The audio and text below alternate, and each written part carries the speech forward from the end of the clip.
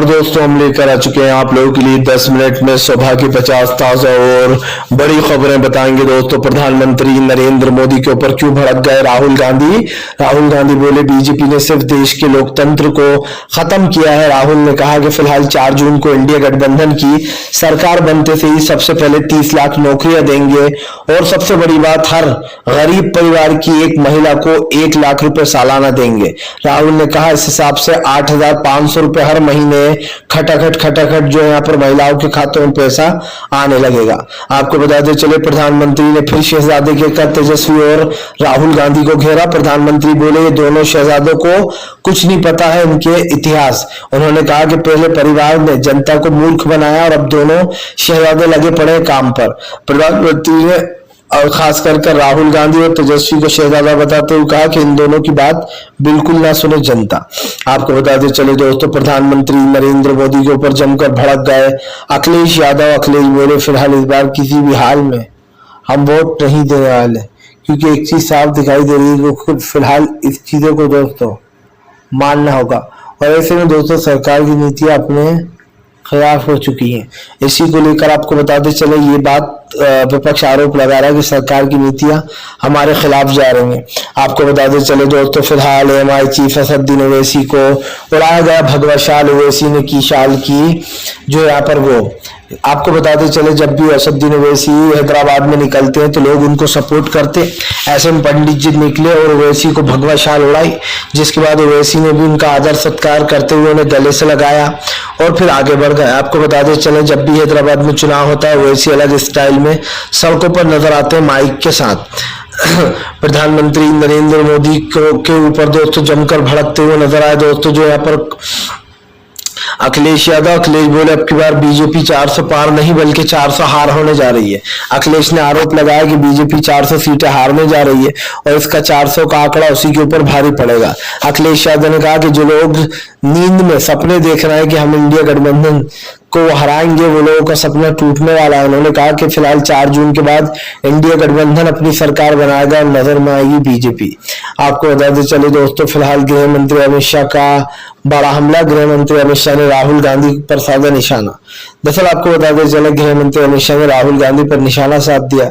उनका कहना है कि फिलहाल राहुल गांधी को बार बार कांग्रेस लॉन्च करने की कोशिश करती है और आपको अब जो तमाम चीजें बोली जा रही हैं दोस्तों या फिर ये जो तमाम चीजें सामने आई हैं इसको लेकर आपस में भिड़ गई है बीजेपी और दोस्तों एनडीए और इंडिया वर्सेस। आपको बताते चले दोस्तों फिलहाल एक बार फिर से जो यहाँ पर मच गया घमासान। जी हाँ, तीसरे चरण से पहले ही विपक्ष ने बोला जोरदार हमला।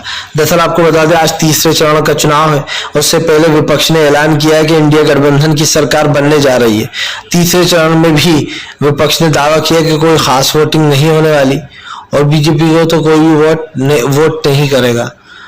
जबकि दोस्तों ये कहा जा रहा है कि फिलहाल इंडिया गठबंधन की जो तमाम चीजें हैं वो जरूर जो यहाँ पर दोस्तों बढ़ने वाली है, क्योंकि अब बीजेपी का वो सा होने वाला है। और ऐसे में दोस्तों जनता से कई अपीलें हैं। जनता जो एक दूसरे से चाहती है कि अब देश में बदलाव हो या फिर से एक बार मोदी सरकार आए, ये जनता का फैसला है। बाकी प्रधानमंत्री और राहुल गांधी एक दूसरे के सामने खड़े हैं।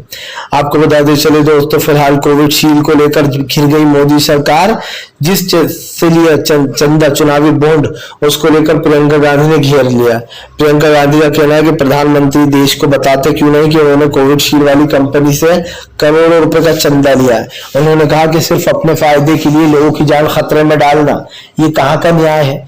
यही नहीं, प्रियंका गांधी ने कहा जिन जिन लोगों को वो कोविशील्ड की वैक्सीन लगाई गई है उन सब लोगों की तबीयत खराब हो रही है, ज्यादातर लोगों की। उन्होंने कहा या तो गश खा के नीचे गिर रहा है या फिर उन्हें हार्ट अटैक आ रहा है। ऐसे खुलासे के बाद जो यहाँ पर काफी जो यहाँ पर वो मच गया है दोस्तों घमासान।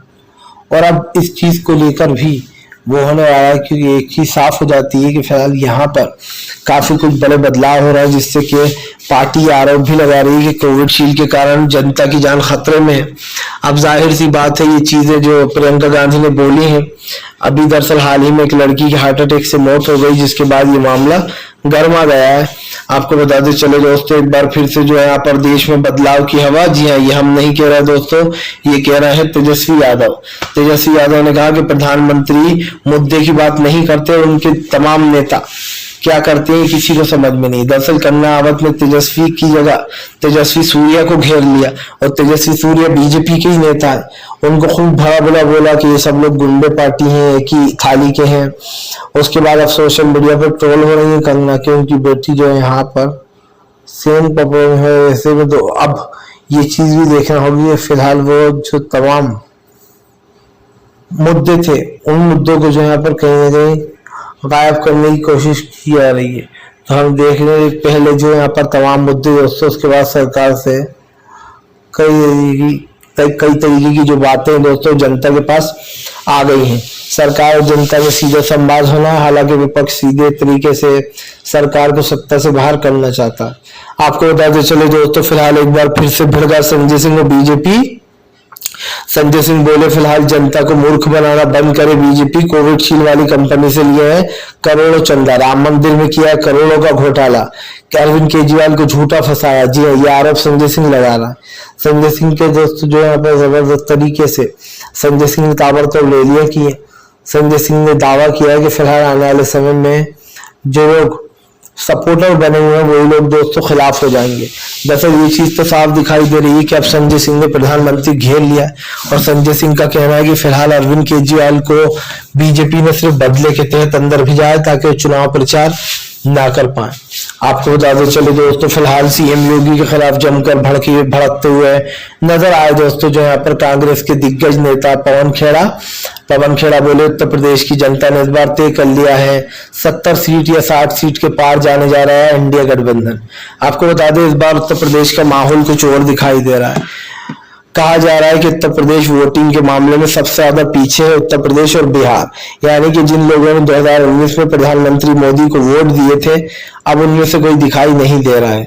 2014 में वोटिंग परसेंटेज बहुत कम हो चुका है यहाँ पर। तो जो यहाँ पर इस तमाम चीजों पर वो मुद्दों पर बात हो रही, लेकिन एक चीज तो साफ हो जाती है कि फिलहाल दोस्तों यहाँ पर ये जो भी बातें की जा रही हैं इन चीजों को रोकने का सिर्फ एक ही रास्ता है। वो क्या है दोस्तों, वो है कि फिलहाल सरकार की तमाम मुद्दों पर या सरकार की नीतियों के ऊपर जमकर भड़कते हुए नजर आ रहा है विपक्ष ने ये भी आरोप लगाया कि फिलहाल सरकार सिर्फ पूंजीपतियों का फायदा करा रही है।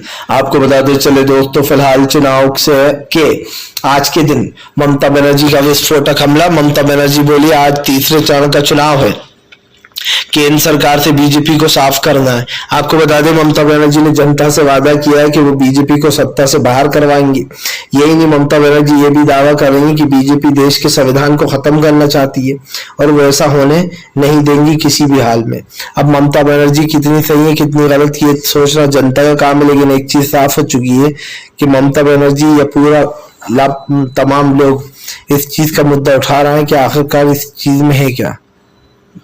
कि चुनाव के बीच में ऐसी तस्वीरें लाना ये कहीं ना कहीं लोगों के ऊपर शक पैदा करता है। तो इसमें गलती तो जाहिर सी बात है किसी की नहीं है, क्योंकि सरकार जो है वो इन मुद्दों से भाग रही है। लेकिन आपको बताते चले अब की बार युवा बहुत गुस्से में दिखाई दे रहा है। आपको बताते चले दोस्तों, पेपर लीक का मामला बिगड़ गया है। उत्तर प्रदेश में पेपर लीक अब सबसे बड़ा मुद्दा बन चुका है।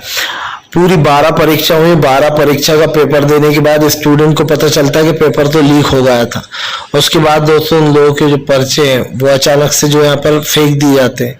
तो एक चीज तो साफ दिखाई दे रही है कि यहाँ इससे अच्छा डिब्बा ही है जिस चीज पर जो है वहां से ले सकते हैं। तो तमाम है दोस्तों कि सरकार की नीतियों पर सवाल भी उठ रहे हैं, और कमाल की चीज ये है कि प्रधानमंत्री और नरेंद्र मोदी ने यह भी कहा है कि वो दोबारा सत्ता में आने वाले हैं, इस बार 400 पार। उधर राहुल गांधी ये कह रहा है कि अब की बार 4 जून को इंडिया गठबंधन सरकार बनाने जा रहा है, उसके बाद बीजेपी के ऊपर फैसला लिए जाएंगे।